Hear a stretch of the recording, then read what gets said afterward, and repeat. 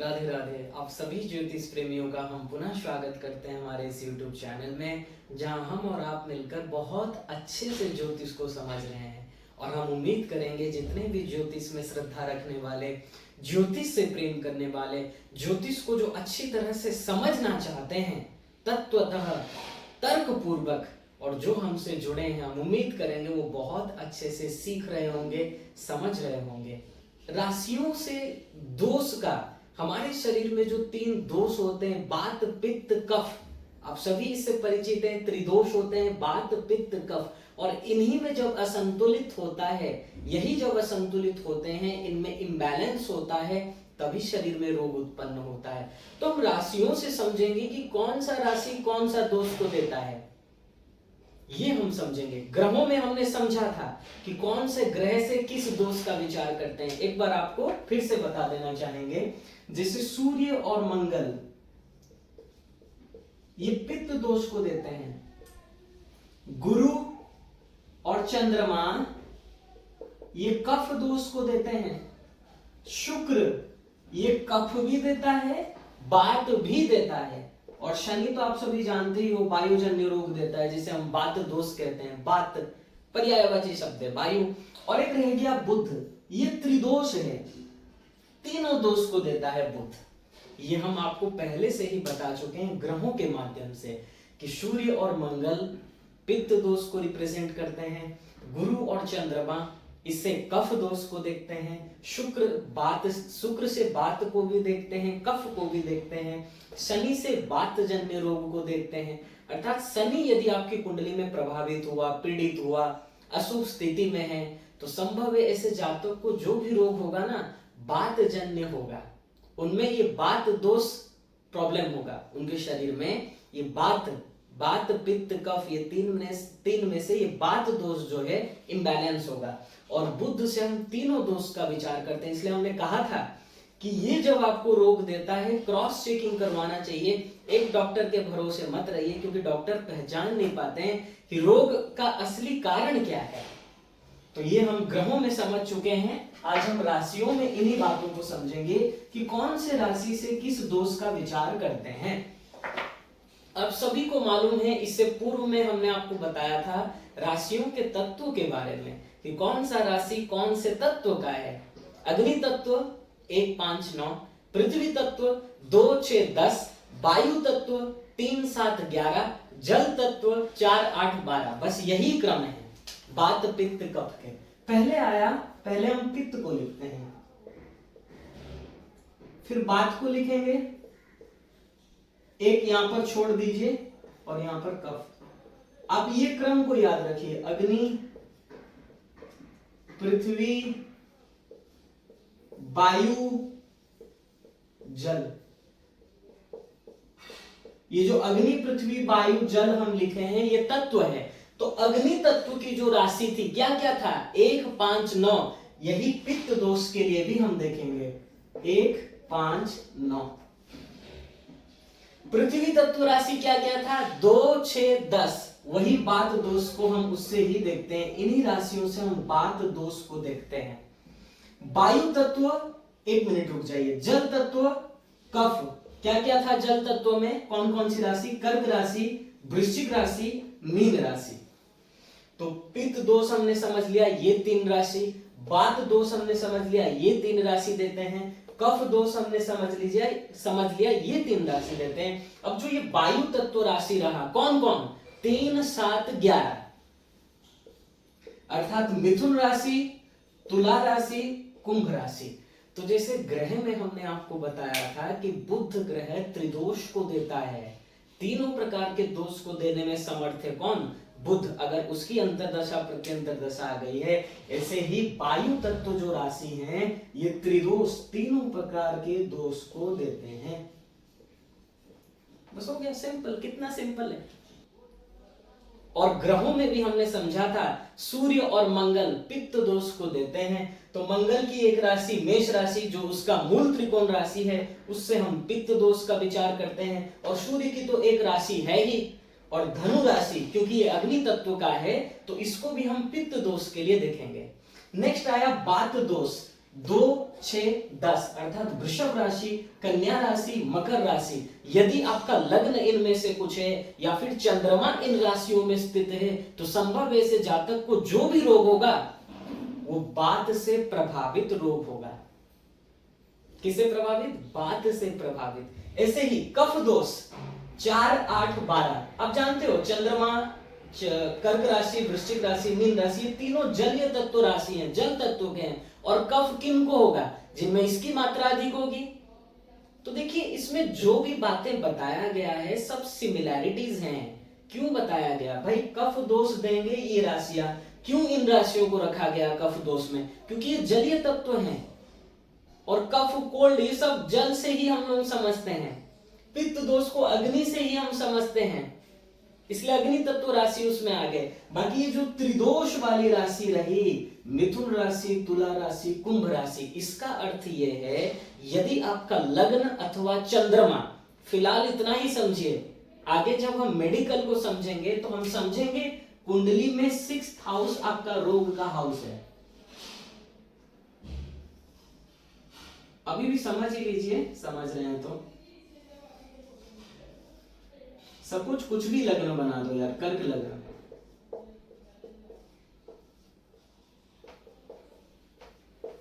तो लग्न आपका क्या है? कर्क लग्न है। कर्क लग्न कौन सा तत्व का है? ये कर्क राशि जलीय तत्व। तो लग्न आपका कर्क होने के कारण हम कहेंगे इस जातक में कफ प्रवृत्ति अधिक रहेगी, कफ जन्य समस्या हो सकती है जातक को। और सपोज यहां पर बैठ भी गया चंद्रमा, तो आपका राशि भी क्या हो गया? कर्क राशि। तो आपका लग्न भी कर्क, राशि भी कर्क, तो संभव है जातक को कफ जन्य समस्या रहे। तो चंद्रमा से हम कफ को विचार करते हैं। यदि ग्रहों से आप समझना चाहोगे तो चंद्रमा से हम कफ को विचार करते हैं। तो लग्न भी कफ दोष को रिप्रेजेंट कर रहा है, राशि कर्क राशि भी कफ दोष को रिप्रेजेंट कर रहा है, और ग्रहों को भी समझिए। देखिए ओनली राशि से डिसीजन मत लीजिएगा, ये आपको बता रहे हैं कि ये राशि यदि आपका लग्न में है, चंद्रमा में है, तो आपको पित्त दोष दे सकता है, पित्त से रिलेटेड गड़बड़ी देगा, उससे रिलेटेड आपको रोग देगा। यदि वृषभ राशि, कन्या राशि, मकर राशि आपके लग्न में अथवा चंद्रमा, तो बातजन्य रोग देगा, दे सकता है, लेकिन कंफर्म ग्रहों की स्थिति को भी देखना पड़ेगा। ग्रह की स्थिति क्या है? क्योंकि हम पहले से समझ चुके हैं कि इस ग्रह से इस दोष का विचार करते हैं, इसलिए विदाउट ग्रह से ओनली राशि से यदि आप बताओगे आप सही नहीं बता सकते, याद रखिएगा। इसलिए दोनों इंपॉर्टेंट है। तो यहां पर क्या हुआ? कर्क राशि है, कर्क लग्न है और बैठा भी है चंद्रमा, तो इस जातक को कफ जन्य समस्या रहेगा। अब सपोज 6th हाउस, ये 6th हाउस है आपकी कुंडली में, ये पहला भाव, दूसरा भाव, तीसरा भाव, चौथा भाव, पांचवा भाव, छठा भाव। तो 6th हाउस में भी सपोज यहां बैठ गया जुपिटर, और जुपिटर भी हम और आप जानते हैं कि कफ दोष को देता है, पहले हम पढ़ा चुके हैं। तो इस जातक को संभावना क्या, अब हम इसे कहेंगे ही कि इसको कफ जन्य प्रॉब्लम रहेगा। इसलिए राशि से भी समझिए, ग्रह से भी समझिए, एंड लग्न और चंद्रमा से ओनली नहीं समझना है, 6th हाउस से भी समझना है, क्योंकि ये हाउस आपका रोग का हाउस है। ये आगे बताएंगे कि किन भाव से हम किन बात का विचार करते हैं, तो उसी क्रम में हम आपको बताएंगे कि ये छठा हाउस जो होता है कुंडली में, ये रोग हाउस है। यहां पर भी जो राशि बैठा है, जो ग्रह बैठे हैं, उससे रिलेटेड भी प्रॉब्लम होगा, अवश्य होगा। ये तो बहुत इंपॉर्टेंट है। लग्न चंद्रमा तो आप स्वयं हो ही, आपका व्यक्तित्व तो है ही, उससे तो विचार करेंगे ही, लेकिन इंपॉर्टेंट है 6th हाउस, क्योंकि आपका रोग हाउस है। और सपोज इनमें से कुछ राशि हो गया, आपका लग्न सपोज मिथुन लग्न हो गया। एक एग्जांपल से आपको समझाते हैं, ध्यान पूर्वक सुनिए। ये जो राशि है ना, ये 3 राशि, मिथुन राशि, तुला राशि, कुंभ राशि, ये खतरनाक है थोड़ा। तो सपोज मिथुन राशि, तुला राशि और कुंभ राशि, तो सपोज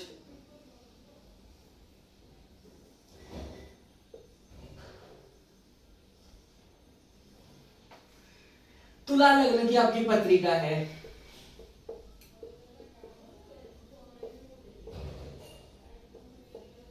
लग्न में क्या आ गया?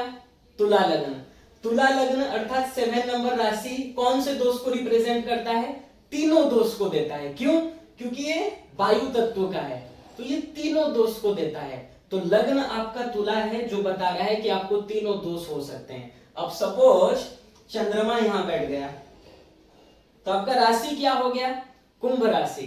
तो अब राशि भी बता रहा है कि हाँ, आपको इस जातक को तीनों प्रकार के दोष उत्पन्न हो सकते हैं, अर्थात ये वात पित्त कफ कोई भी रोग इसको हो सकता है, अर्थात तीनों से रिलेटेड इसको रोग हो जाएगा। और सपोज यहां पर बुध बैठ गया और 6th हाउस आपके रोग का हाउस है, और बुध हमने ग्रह में आपको बताया था कि बुध ही ऐसा ग्रह है जो तीनों प्रकार के दोष को देने में समर्थ है। तो सपोज ऐसी पत्रिका है आपकी, तो ऐसे जातक को क्रॉस चेकिंग करवाते रहना चाहिए। एक डॉक्टर के भरोसे मत रहो, क्योंकि क्या होता है देखिए, डॉक्टर पहचान नहीं पाते हैं। एक मेडिसिन आपको दे देंगे कि कंटिन्यू कीजिए 4-5 दिन तक, फिर बताइएगा क्या हुआ, और कुछ काम नहीं आया, उल्टा और साइड इफेक्ट देखने में आ गया, तो फिर वो आपके मेडिसिन को बदल देंगे। तो प्रॉब्लम होता है। ये 3 राशि यदि आपके लग्न से, चंद्रमा से, 6th हाउस से कनेक्शन बना रहे हैं, संबंध बना रहे हैं, और इनकी दशा अंतरदशा आ गई है, क्योंकि रिजल्ट कब मिलेगा? दशा में मिलेगा। तो सपोज आपकी मिथुन राशि है, तुला राशि है, कुंभ राशि है, मिथुन लग्न है, तुला लग्न है, कुंभ लग्न है, अथवा बुध बैठ गया है लग्न में हो, 6th हाउस में हो, तो संभव ऐसे जातक को तीनों प्रकार का दोष हो जाए। अर्थात ये जब रोग देते हैं ना, ओनली वातजन्य रोग दे देंगे, पित्तजन्य रोग दे देंगे, नहीं, ये तीनों दोष दे सकते हैं, तीनों में इम्बैलेंस क्रिएट करेंगे। और कौन सा दोष से आपको रोग हुआ है, इसी के लिए बताया गया है कि क्रॉस चेकिंग करवाइए। एक डॉक्टर के भरोसे मत रहिए, वो नहीं पहचान पाते, इसलिए इन राशियों को अच्छे से समझना है। हम उम्मीद करेंगे आज का पाठ आपको बहुत अच्छा लगा होगा और आप बहुत अच्छे से समझ गए होंगे। ये तो हमने एग्जाम्पल से आपको समझाया, ऐसे ही आपको समझना है। जब हम मेडिकल में जाएंगे, चिकित्सा में पढ़ेंगे, चिकित्सा ज्योतिष को पढ़ेंगे, तब और अच्छे से आप लोगों को क्लियर हो जाएगा।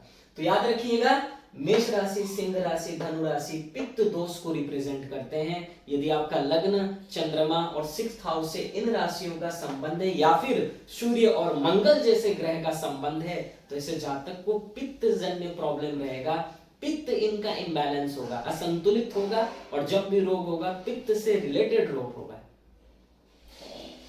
लेकिन क्लियर हम मेडिकल में पढ़ेंगे, क्योंकि देखिए प्रत्येक भाव से हम रोग का विचार करते हैं, प्रत्येक भाव से, क्योंकि प्रत्येक भाव से हम विभिन्न प्रकार के शरीर के अंग का विचार करते हैं। तो कोई भी भाव में कोई भी ग्रह बैठा हो, उसकी दशा ही वो आपको रोग दे सकता है। ये तो बस एक जनरल बात है कि आप समझेंगे कैसे, फलित में जब आप जाएंगे कि आप समझ सकें कि इसको पित्त दोष हो सकता है, उससे रिलेटेड समस्या हो सकती है, ये सब आप समझ सकें। बाकी मेडिकल तो अपने आप में एक विशाल पाठ है, क्योंकि प्रत्येक भाव से हम अलग अलग अंगों का विचार करेंगे, वो फिर आगे हम समझेंगे। ठीक है, नेक्स्ट आया वात दोष। ये वृषभ राशि, कन्या राशि, मकर राशि, यदि ये आपका लग्न है, चंद्रमा है, 6th हाउस में, या तो शुक्र बैठा हो या तो शनि बैठा हो, और शनि में तो देगा ही, याद रखिएगा। यदि शनि आपकी कुंडली में 6th हाउस में बैठा है, 6th हाउस से संबंध बनाया है, 100% ऐसे जातक को वातजन्य रोग होगा ही। ये भी आगे हम फलित में समझेंगे कि हम रोग को कैसे पहचानेंगे, रोग कौन सा ग्रह देता है, कैसा देता है, ये भी आगे बताया जाएगा, चिंता मत कीजिए। नेक्स्ट त्रिदोष को हमने समझा, मिथुन राशि, तुला राशि, कुंभ राशि, यदि ये आपके लग्न में है या फिर चंद्रमा इन राशि में से कुछ आपकी राशि है, या फिर 6th हाउस में आपका बुध बैठा है, जैसे ये एग्जांपल देकर हमने समझाया कि लग्न क्या है, तुला, तुला राशि कौन सा दोष देता है, त्रिदोष। चंद्रमा कहाँ है, कुंभ राशि में, तो राशि आपकी कुंभ है, ये भी त्रिदोष देता है। और बैठा कौन है, 6th हाउस में। 6th हाउस क्यों, क्योंकि आपका रोग का हाउस है, और बुध बैठा है, बुध त्रिदोष को देता है। नेक्स्ट कफ जन्य रोग को हमने समझा, कर्क राशि, वृश्चिक राशि, मीन राशि। तो कर्क राशि, वृश्चिक राशि, मीन राशि, यदि ये आपके लग्न में है, या फिर चंद्रमा इन राशियों में से किसी में स्थित है, या फिर 6th हाउस में आपका चंद्रमा बैठा है, या फिर जुपिटर बैठा है, या फिर शुक्र बैठा है, क्योंकि चंद्रमा और शुक्र जल तत्व को रिप्रेजेंट करते हैं और जुपिटर अर्थात विशाल शरीर, तो जल की मात्रा उनमें अधिक पाई जाती है, इसलिए जुपिटर को भी कफ तत्व में रखा गया, कफ दोष में, इसलिए उससे कफ दोष का विचार करते हैं।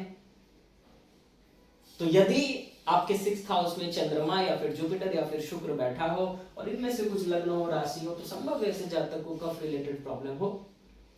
देखिए ये अग्नि तत्व राशि है, मेष सिंह धनु, और अग्नि तत्व और पित्त दोष इनका आपस में सामंजस्य है।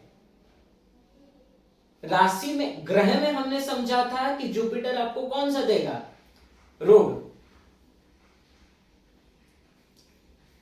कफजन्य बीमारी देगा। लेकिन यहां पर देखिए जुपिटर का एक राशि धनु है जो अग्नि तत्व में है और एक मीन में है, ऐसे भी आप समझ सकते हो। मीन राशि अगर ये है तो ये कफजन्य प्रॉब्लम देगा। क्यों? क्योंकि मीन राशि का चिन्ह क्या है, मछली, और ये जल तत्व का भी है, इसलिए ऐसे भी आप समझ सकते हो कि ये जल तत्व का है, इसका चिन्ह मछली है जो पानी में रहते हैं, इसलिए ये कफ को रिप्रेजेंट करते हैं। लेकिन धनु राशि अर्थात अग्नि तत्व में आ गए, इनका स्वभाव मुंह फट होता है, मुंह में डायरेक्ट बोलते हैं। क्लियर हुआ? धनु राशि आपका अग्नि तत्व में आया और इसका चिन्ह कैसा है, धनुर्धर है, पीछे का शरीर घोड़ा है, तो धनुर्धर अर्थात तीर, बाण छोड़ रहा है। और ये सब काम भी हम सेनापति वगैरह से विचार करते हैं, युद्ध का काम, तो जोशपूर्ण काम है, क्रूरता वाला काम है, मतलब समझ रहे हो या नहीं, तेज वाला काम है, तो उसलिए उसको अग्नि तत्व में रखा गया है। इसीलिए यदि धनु राशि है या फिर धनु लग्न है, वहां कफ दोष मत कहिएगा, भले ही ये जुपिटर की राशि है लेकिन ये अग्नि तत्व में आती है, उसके चिन्ह से भी आप समझ सकते हो। तो यदि धनु राशि या फिर धनु लग्न है तो हम कहेंगे अग्नि तत्व, पित्त से रिलेटेड इस जातक को प्रॉब्लम होगा। पित्त की समस्या इनमें पाई जा सकती है, पित्त की समस्या पाई जा सकती है। तो हम उम्मीद करते हैं आज का पाठ आपको बहुत अच्छा लगा होगा, जहां आप समझे कि कौन सा राशि कौन से दोष को बताता है, अर्थात कौन से राशि से हम किस प्रकार के दोष का विचार करेंगे। क्योंकि शरीर में रोग कब होता है, जब ये वात पित्त कफ असंतुलित होते हैं, इम्बैलेंस होते हैं, तभी आपके शरीर में रोग होता है। कोई भी रोग हो, उसका जड़ मूल कारण यही दोष है। तो राशि से हम कैसे समझेंगे कि इसको कौन सा दोष हो सकता है, कौन सा विकार हो सकता है। तो हम उम्मीद करेंगे आज का पाठ्यक्रम आपको बहुत अच्छा लगा होगा। नेक्स्ट फिर हम और ऐसे ही राशियों के गुण स्वरूप के बारे में समझेंगे। आप लोग स्वस्थ रहिए, प्रसन्न रहिए, ज्योतिष को अच्छे से सीखते रहिए और भगवान को एक क्षण के लिए भी मत भूलिए, ये बात याद रखिएगा। ये देखिए, प्रत्येक हम अपने सेशन में कहते ही हैं, आपको जो जीवन दिए हैं, जिनके कारण आप जीवित हो, जिनकी कृपा से आज सब कुछ जो भी है उनकी कृपा ही है, उन्हीं की कृपा को रियलाइज करो, उनको एक क्षण के लिए भी मत भूलो। यदि आप ज्योतिष, क्योंकि प्रत्येक ज्योतिषी का कर्तव्य है जीव को सही मार्गदर्शन करे, और ये आध्यात्मिक विषय हैं, स्पिरिचुअल विषय हैं, तो भगवान से जोड़े जीव को। क्योंकि मूल लक्ष्य, मूल उद्देश्य क्या है, हरि से मिलना, प्रभु से मिल जाना, प्रभु की प्राप्ति। क्योंकि वेद का अंग है और वेद में कहा गया है सर्वे वेदा यत पदमा मनंति, कठोपनिषद पहले अध्याय के दूसरी वल्ली का 15वां मंत्र। तो वेद का ही अंग है, तो ये भी इनका मूल उद्देश्य तो यही है कि जीव का परम कल्याण हो, भगवत प्राप्ति हो जाए। इसलिए भगवान को एक क्षण के लिए भी मत भूलिए, ज्योतिष को अच्छे से समझते रहिए। राधे राधे।